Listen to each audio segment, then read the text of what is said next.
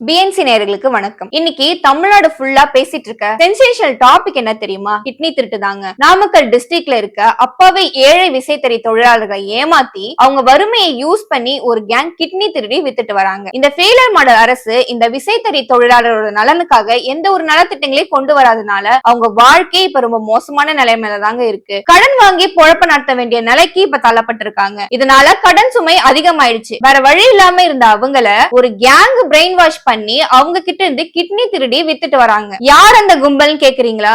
சந்தேகமே வேண்டாம். இந்த கிரைம்லயும் திமுக சார்களோட பங்களிப்பு தான் மேஜர் ரோல் பண்ணிட்டு இருக்கு. திமுகவை சேர்ந்த ஆனந்தன் அப்படிங்கிறவர் தான் இந்த கிட்னி திருட்டுல புரோக்கரா இருந்திருக்காரு. யார் இந்த ஆனந்தன்? இவரு திருப்பூர் டிஸ்ட்ரிக்டை சேர்ந்தவர். இவரு அவரையே பேச்சாளர் சொல்லிக்கிட்டு ஏழை தொழிலாளி கிட்ட உங்க கிட்னியை வித்தா 5 லட்சம் ரூபாய் கிடைக்கும் அப்படின்னு ஆசை வார்த்தை சொல்லி சட்டத்துக்கு புறம்பா கிட்னியை வித்துட்டு வராரு. இதுக்கு பின்னாடியே ரொம்ப பெரிய நெட்வொர்க்கே இருக்குதுன்னு இப்போ ஒரு டவுட் வந்திருக்கு.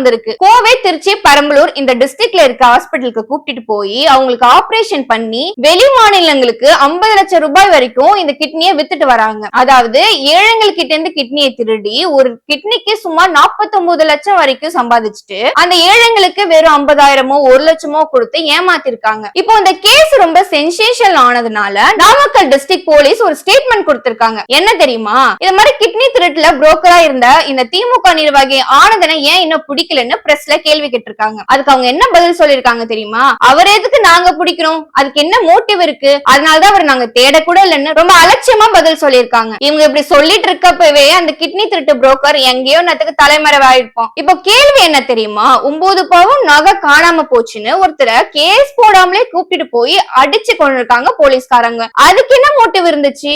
போலீஸே தன்னோட கண்ட்ரோல்ல வச்சிருக்க முதல்வர் ஸ்டாலின் இதுக்கெல்லாம் என்ன பதில் சொல்ல போறாரு?